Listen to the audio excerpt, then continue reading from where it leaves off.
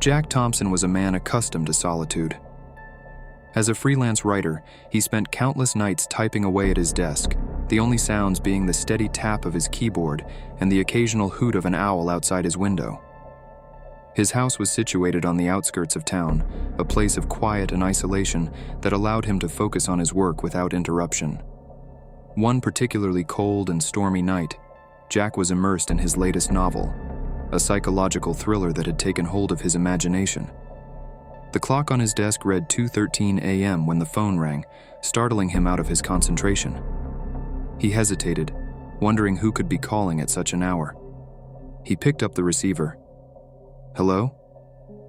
There was a moment of silence, then a woman's voice, trembling and filled with panic. "Help me, please, I'm trapped." Jack frowned, his mind racing. "Who is this? Where are you trapped?" The line crackled, and the woman's voice became even more frantic. "I'm in your house. Please, you have to help me." Jack stood up, his heart pounding. "This isn't funny. Who is this?" But the line went dead. Jack stared at the phone, his thoughts a jumble of confusion and concern. Could it be a prank? He quickly dismissed the idea. The fear in the woman's voice had been too real. He decided to check the house, just to be sure. He grabbed a flashlight and started with the ground floor, methodically moving from room to room. The storm outside raged on, lightning casting eerie shadows on the walls. Each room he checked was empty, just as he had left it. When he reached the basement door, he hesitated. The basement was the one place in the house that always made him uneasy. It was damp and cold, filled with old furniture and forgotten memories. He descended the stairs slowly, the wooden steps creaking under his weight. The basement was dark, the only light coming from his flashlight. He swept the beam across the room, revealing dusty shelves and cobwebs. He was about to turn back when he heard a faint noise, like a whisper, coming from the far corner. "Hello?" he called out, his voice echoing in the empty space. "Is anyone there?" There was no response. He moved closer, his flashlight illuminating an old wardrobe. The sound seemed to be coming from inside. He reached for the handle, his hand shaking. When he opened the wardrobe, it was empty except for a few moth-eaten coats. Frustrated and feeling a bit foolish, Jack decided to return to his office. He needed to get back to work and put this strange incident out of his mind. As he climbed the stairs, his phone rang again. He rushed to answer it. "Hello?" The same woman's voice, now even more desperate. "Please, you have to believe me. They're coming for me. You have to help." Jack's frustration turned to anger. "Who are you? How did you get this number?" "I don't have time to explain. They're coming. Please, you have to find me before they do." The line went dead again. Jack's mind raced. He couldn't ignore the fear in her voice. He sat down trying to think. If she was in the house, where could she be? He had checked everywhere. Or had he? He realized he hadn't checked the attic. The attic was accessible through a small door in the ceiling of the hallway, which required a pull-down ladder. He hadn't been up there in years, as it was mostly used for storage.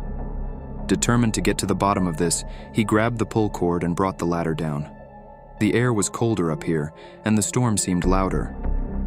He climbed up into the attic, his flashlight casting long shadows on the wooden beams. The attic was filled with boxes and old furniture, a chaotic jumble of the past. As he moved through the clutter, he heard the sound of footsteps behind him. He spun around, but saw nothing. His heart pounded in his chest as he pressed on, the sense of urgency growing. Suddenly, his flashlight flickered and went out. He cursed under his breath, smacking it against his hand in a futile attempt to get it working again. In the darkness, he heard the woman's voice, closer now. "Help me." Jack turned toward the sound, his eyes straining to see. "Where are you?" There was a soft rustling, and then he saw her. A faint, ghostly figure of a woman, her eyes wide with terror. She reached out to him. "Please, you have to help me. They're almost here." Jack felt a chill run down his spine. "Who are you? Who's coming?" Before she could answer, the temperature in the attic plummeted, and Jack felt an overwhelming sense of dread. Shadows began to move on their own, and he heard whispers all around him. "You can't save her," a voice hissed. "She belongs to us. Jack stumbled back, his mind racing. He had to do something, but what? The woman looked at him, her eyes pleading. "The mirror," she said. "You have to break the mirror." He didn't understand, but he didn't have time to question her.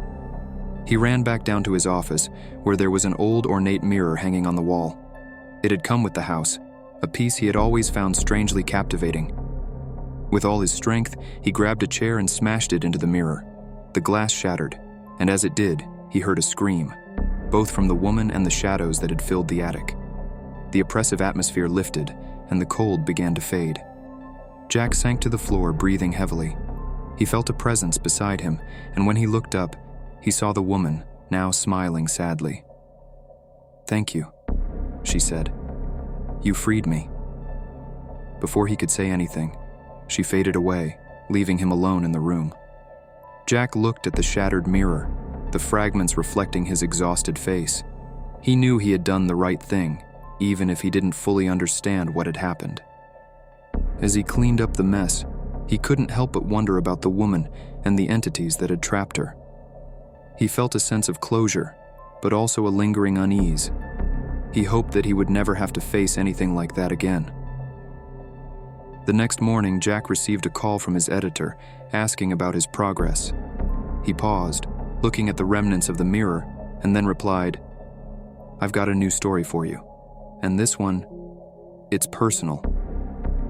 He spent the next few days writing down every detail of the experience, turning it into a chilling tale that would captivate readers. But deep down, he knew that some stories were more than just fiction. They were a glimpse into a reality that few ever encountered. And as night fell once more, Jack couldn't shake the feeling that his house still held secrets, waiting to be uncovered. It was winter break, and the usually bustling college campus was eerily quiet.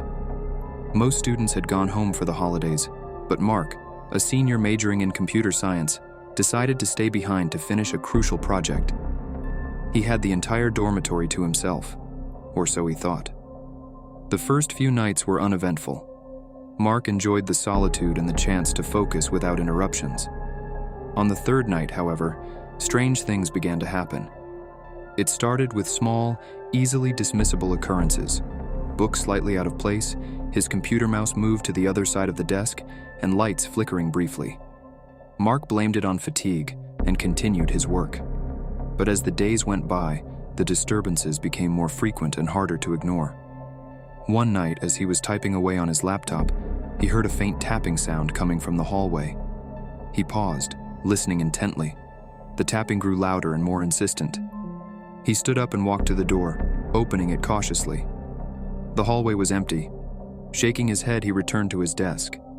As he sat down, he noticed that his coffee mug, which he had left on the table, was now on the floor, its contents spilled. Mark's unease grew. He decided to set up a few motion-activated cameras around his dorm room to catch whatever was causing these disturbances. He hoped to prove to himself that it was just his imagination, or perhaps a prank by some remaining students. That night, he reviewed the footage. His heart raced as he saw a shadowy figure moving around his room. It was faint, almost transparent, but definitely there. The figure seemed to be searching for something. Mark decided to investigate further. He scoured the internet for any information about his dormitory. He discovered that, years ago, a student named Daniel had lived in his room. Daniel was a quiet, reclusive individual who mysteriously disappeared one night, never to be seen again. Rumors circulated that his spirit still haunted the dormitory.